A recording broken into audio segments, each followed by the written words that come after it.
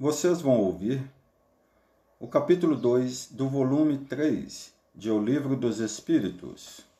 Capítulo 2 da Lei de Adoração.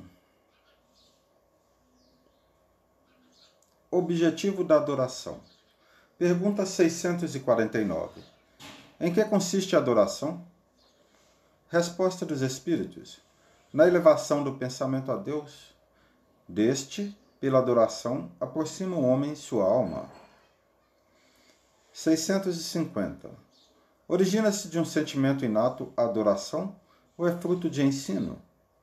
Sentimento inato, como o da existência de Deus, a consciência da sua fraqueza leva o homem a curvar-se diante daquele que o pode proteger. 651. Terá havido povos destituídos de todo sentimento de adoração? Não, que nunca houve povos de ateus. Todos compreendem que, acima de tudo, há um ente supremo. 652. Poder-se-á considerar a lei natural como fonte originária da adoração? A adoração está na lei natural, pois resulta de um sentimento inato no homem. Por essa razão é que existe entre todos os povos, se bem que sob formas diferentes. Adoração exterior. 653. Precisa de manifestações exteriores a adoração? A adoração verdadeira é do coração. Em todas as vossas ações, lembrai-vos sempre de que o Senhor tem sobre vós o seu olhar. Item A. Será útil a adoração exterior? Sim, se não constituir num vão simulacro, é sempre útil dar um bom exemplo. Mas os que somente por afetação e amor próprio o fazem, desmentindo com o proceder a aparente piedade, mau exemplo dão e não imaginam o mal que causam. 654. Tem Deus preferência pelos que o adoram desta ou daquela maneira? Deus prefere os que o adoram do fundo do coração, com sinceridade, fazendo o bem e evitando o mal, aos que julgam honrá-lo com cerimônias que os não tornam melhores para com os seus semelhantes. Todos os homens são irmãos e filhos de Deus. Ele atrai a si todos os que lhe obedecem às leis, qualquer que seja a forma sob que as exprimam. É hipócrita aquele cuja piedade se cifra nos atos exteriores. Mau exemplo dá todo aquele cuja adoração é afetada e contradiz o seu procedimento.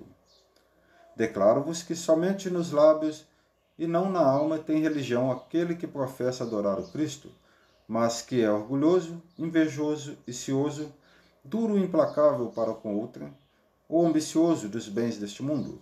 Deus, que tudo vê, dirá: o que conhece a verdade é 100 vezes mais culpado do mal que faz do que o selvagem ignorante que vive no deserto. E com tal será tratado no dia da justiça. Se um cego, ao passar, vos derriba, perdoá-lo-eis. Se for um homem que enxerga perfeitamente bem, queixar-vos-eis e com razão. Não pergunteis, pois, se alguma forma de adoração há que mais convenha, porque equivaleria a perguntar se mais agrada a Deus ser adorado num idioma do que noutro. Ainda uma vez vos digo, até ele não chegam os cânticos, senão quando passam pela porta do coração. 655. Merece censura aquele que pratica uma religião em que não crê do fundo da alma, fazendo-o apenas pelo respeito humano e para não escandalizar os que pensam de modo diverso. Nisto, como em muitas outras coisas, a intenção constitui a regra. Não procede mal aquele que, assim fazendo, só tem em vista respeitar as crenças de outrem. Procede melhor do que um que as ridiculize, porque então falta a caridade. Aquele, porém, que a pratique por interesse e por ambição se torna desprezível aos olhos de Deus e dos homens. A Deus não podem agradar os que fingem humilhar-se diante dele tão somente para granjear o aplauso dos homens. 656. A adoração individual será preferível à adoração em comum? reunidos pela comunhão dos pensamentos e dos sentimentos, mais força têm os homens para atrair a si os bons espíritos. O mesmo se dá quando se reúnem para adorar a Deus. Não creais, todavia, que menos valiosa seja a adoração particular, pois que cada um pode adorar a Deus pensando nele. Vida contemplativa. 657. Tem perante Deus algum mérito os que se consagram à vida contemplativa, uma vez que nenhum mal fazem e só em Deus pensam? Não, porquanto se é certo que não fazem o mal, também o é que não fazem o bem e são inúteis. Demais, não fazer o bem já é o mal. Deus quer que o homem pense nele, mas não quer que só nele pense, pois que lhe impôs deveres a cumprir na terra. Quem passa todo o tempo na meditação e na contemplação, nada faz de meritório aos olhos de Deus, porque vive uma vida toda pessoal, inútil à humanidade, e Deus lhe pedirá contas do bem que não houver feito. A prece. 658. Agrada a Deus a prece? A prece é sempre agradável a Deus quando ditada pelo coração, pois para ele a intenção é tudo. Assim, preferível lhe é a prece do íntimo à prece lida, por muito bela que seja, se for lida mais com os lábios do que com o coração. Agrada-lhe a prece quando dita com fé, com fervor e sinceridade. Mas não creais que o toque a do homem fútil, orgulhoso e egoísta, a menos que signifique de sua parte um ato de sincero arrependimento e de verdadeira humildade. 659. Qual o caráter geral da prece? A prece é um ato de adoração. Orar a Deus é pensar nele, é aproximar-se dele, é pôr-se em comunicação com ele. As três coisas podemos propor-nos por meio da prece: louvar, pedir e agradecer. 660. A prece torna o homem melhor? Sim, porquanto aquele que ora com fervor e confiança se faz mais forte contra as tentações do mal, e Deus lhe envia bons espíritos para assisti-lo. É este um socorro que jamais se lhe recusa quando pedido com sinceridade. Item A. Como é que certas pessoas que oram muito são, não obstante, de mau caráter, ciosas, invejosas, impertinentes, carentes de benevolência e de indulgência e até algumas vezes viciosas? O essencial não é orar muito, mas orar bem.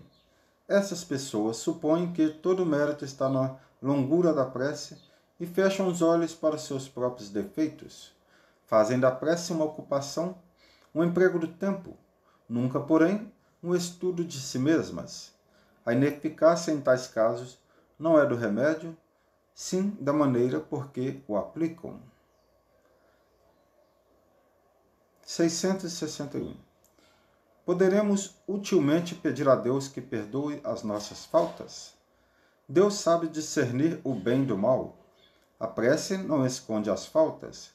Aquele que a Deus pede perdão de suas faltas só o obtém mudando de proceder.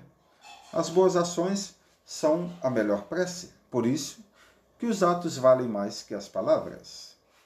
662. Pode-se com utilidade orar por outra? O espírito de quem ora atua pela sua vontade de praticar o bem. Atrai a si, mediante a prece, os bons espíritos, e estes se associam ao bem que deseja fazer. Explicação de Kardec. O pensamento e a vontade representam em nós um poder de ação que alcança muito além dos limites da nossa esfera corporal.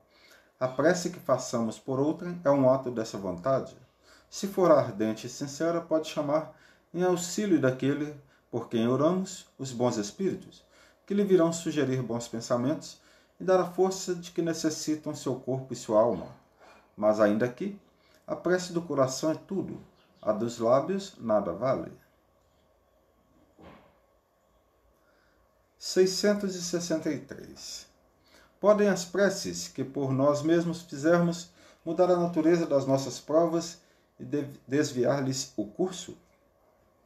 As vossas provas estão nas mãos de Deus, e algumas há que têm de ser suportadas até o fim, mas Deus sempre leva em conta a resignação. A prece traz para junto de vós os bons espíritos, e dando-vos estes a força de suportá-las corajosamente, menos rude elas vos parecem. Hemos dito que a prece nunca é inútil, quando bem feita, porque fortalece aquele que ora, o que já constitui grande resultado. Ajuda-te a ti mesmo, e o céu te ajudará, bem o sabes. Demais, não é possível que Deus mude a ordem da natureza ao sabor de cada um, porquanto que, do vosso ponto de vista mesquinho e do da vossa vida efêmera, vos parece um grande mal, é quase sempre um grande bem na ordem geral do universo. Além disso, de quantos males não se constitui o homem, o próprio autor, pela sua imprevidência ou pelas suas faltas? Ele é punido naquilo em que pecou. Todavia, as súplicas justas são atendidas muitas vezes, muito mais vezes do que supondes. Julgais de ordinário que Deus não vos ouviu, porque não fez a vosso favor o milagre, enquanto que vos assiste por meios tão naturais que vos parecem obra do acaso ou da força das coisas. Muitas vezes também, as mais das vezes mesmo, ele vos sugere a ideia que vos fará sair da dificuldade pelo vosso próprio esforço. 664. Será útil que oremos pelos mortos e pelos espíritos sofredores? E neste caso, como lhes podem as nossas preces proporcionar alívio e abreviar os sofrimentos? Têm elas o poder de abrandar a justiça de Deus? A prece não pode ter por efeito mudar os desígnios de Deus, mas a alma por quem se ora experimenta alívio, porque recebe assim um testemunho do interesse que inspira aquele que por ela pede, e também porque o desgraçado sente sempre um refrigério quando encontra almas caridosas que se compadecem de suas dores. Por outro lado, mediante a prece, aquele que ora concita o desgraçado ao arrependimento e ao desejo de fazer o que é necessário para ser feliz. Nesse sentido, é que se lhe pode abreviar a pena, se por sua parte ele secunda a prece com a boa vontade. O desejo de melhorar-se, despertado pela prece, atrai para junto do espírito sofredor espíritos melhores, que o vão esclarecer, consolar e dar-lhes esperanças. Jesus orava pelas ovelhas desgarradas, mostrando-vos deste modo que culpados vos tornaríeis se não fizessem o mesmo pelos que mais necessitam das vossas preces. 665. Que se deve pensar da opinião dos que rejeitam a prece em favor dos mortos, por não se achar prescrita no Evangelho? Aos homens disse o Cristo: amai-vos uns aos outros. Essa recomendação contém a de empregar o homem todos os meios possíveis para testemunhar aos outros homens afeição, sem haver entrado em minúcias quanto à maneira de atingir ele esse fim. Se é certo que nada pode fazer que o Criador, imagem da justiça perfeita, deixe de aplicá-la a todas as ações do Espírito, não menos certo é que a prece que lhes dirigisse, por aquele que vos inspira afeição, constitui para este um testemunho de que dele vos lembrais, testemunho que forçosamente contribuirá para lhe suavizar os sofrimentos e consolá-lo, desde que ele manifeste o mais ligeiro arrependimento, mas só então é socorrido. Nunca, porém, será deixado na ignorância de que uma alma simpática com ele se ocupou. Ao contrário, será deixado na doce crença de que a intercessão dessa alma lhe foi útil. Daí resulta necessariamente, de sua parte, um sentimento de gratidão e afeto pelo que lhe deu essa prova de amizade ou de piedade. Em consequência, crescerá num e noutro, reciprocamente, o amor que o Cristo recomendava aos homens. Ambos, pois, se fizeram assim obedientes à lei de amor e de união de todos os seres, lei divina de que resultará a unidade, objetivo e finalidade do Espírito.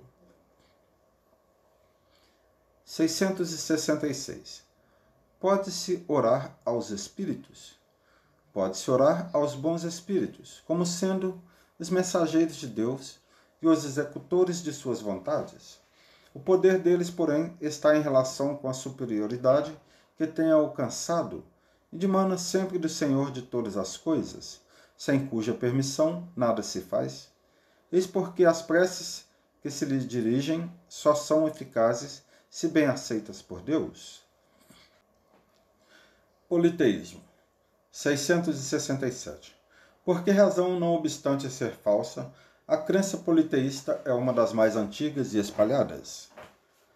A concepção de um Deus único não poderia existir no homem senão como resultado do desenvolvimento de suas ideias.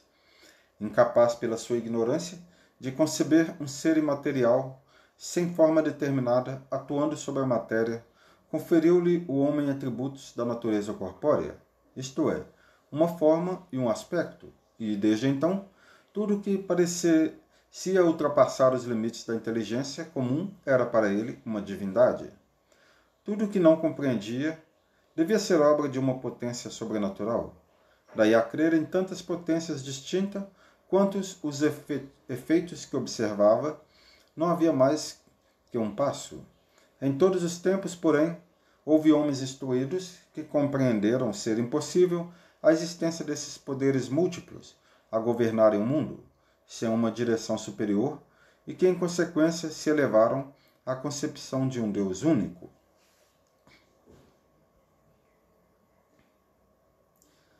668.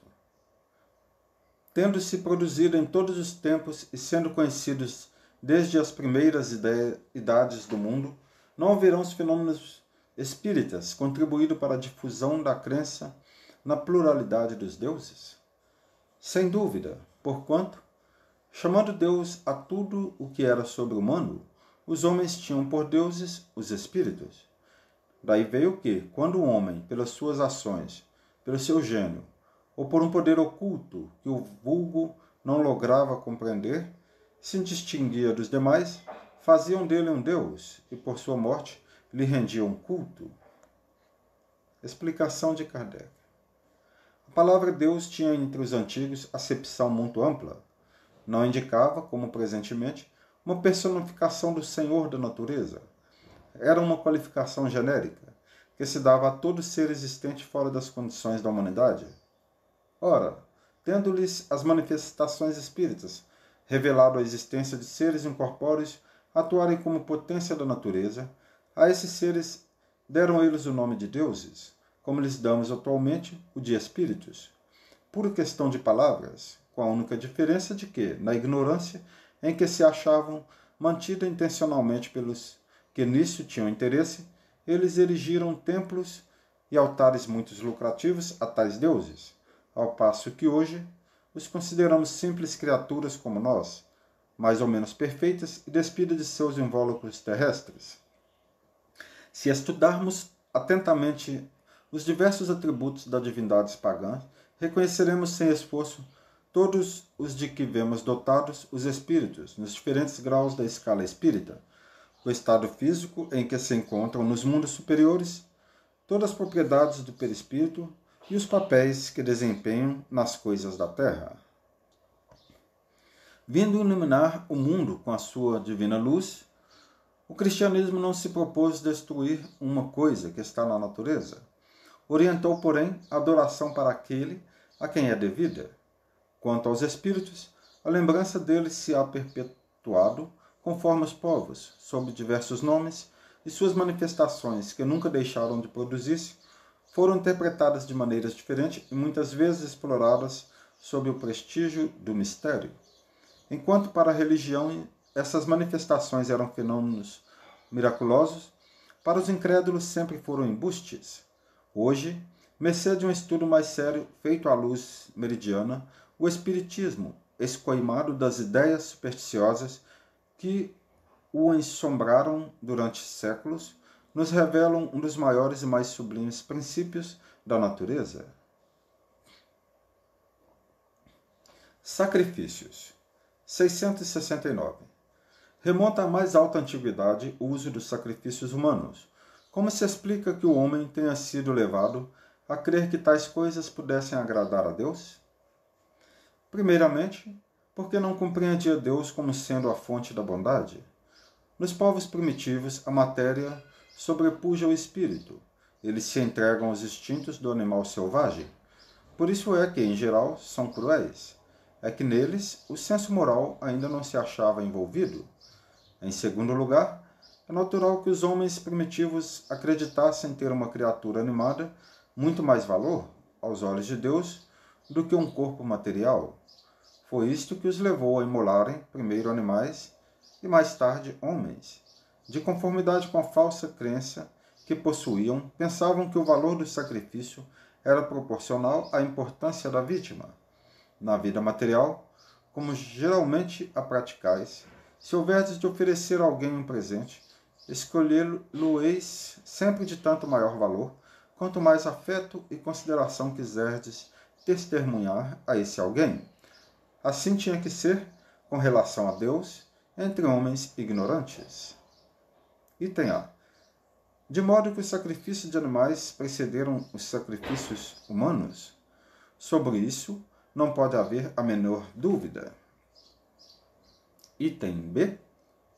Então, de acordo com a explicação que vindes de dar, não foi de um sentimento de crueldade que se originaram os sacrifícios humanos? Não. Originaram-se de uma ideia errônea quanto à maneira de agradar a Deus. Considerai o que se deu com Abraão. Com o correr dos tempos, os homens entraram a abusar dessas práticas, emulando seus inimigos comuns, até mesmo seus inimigos particulares. Deus, entretanto, nunca exigiu sacrifícios, nem de homens, nem sequer de animais. Não há como imaginar-se que se lhe possa prestar culto, mediante a destruição inútil de suas criaturas. 670. Dar-se-á que alguma vez possam ter sido agradáveis a Deus os sacrifícios humanos praticados com piedosa intenção? Não, nunca. Deus, porém, julga pela intenção. Sendo ignorantes os homens, natural era que supusessem praticar ato louvável, emulando seus semelhantes. Nesses casos, Deus atentava unicamente na ideia que presidia ao ato e não neste. À proporção que se foram melhorando, os homens tiveram que reconhecer o erro em que elaboravam e que reprovar tais sacrifícios, com que não podiam conformar-se às ideias de espíritos esclarecidos. Digo, esclarecidos, porque os espíritos tinham então a envolvê-los o véu material, mas por meio do livre-arbítrio, possível lhes era vislumbrar suas origens e fim, e muitos, por intuição, já compreendiam o mal que praticavam, se bem que nem por isso deixassem de praticá-lo, para satisfazer as suas paixões. 671. Que devemos pensar das chamadas guerras santas? O sentimento que impele os povos fanáticos, tendo em vista agradar a Deus, a exterminarem o mais possível os que não partilham de suas crenças, poderá equiparar-se quanto à origem ao sentimento que os excitava outrora a sacrificarem seus semelhantes? São impelidos pelos maus espíritos e, fazendo a guerra aos seus semelhantes, contraveem a vontade de Deus, que manda ame cada um o seu irmão, como a si mesmo. Todas as religiões, ou antes, todos os povos, aderam um mesmo Deus, qualquer que seja o nome que lhe deem. Por que então há de um fazer guerra a outro, sob o fundamento de ser a religião deste diferente da sua, ou por não ter ainda atingido o grau de progresso da dos povos cultos? Se são desculpáveis os povos que não creem na palavra daquele que o Espírito de Deus animava e que Deus enviou, sobretudo os que não o viram e não lhe deram testemunho, os atos, como pretenderdes que creiam nesta palavra de paz, quando lhes ides levá-la de espada em punho? Eles têm que ser esclarecidos e devemos esforçar-nos por fazê-los conhecer a doutrina do Salvador, mediante a persuasão e com brandura, nunca a ferro e fogo. Em vossa maioria, não acreditais nas comunicações que temos com certos mortais, como quereríeis que estranhos acreditassem na vossa palavra, quando desmentis com os atos a doutrina que pregais. 672. A oferenda feita a Deus de frutos da terra tinha a seus olhos mais mérito do que o sacrifício dos animais?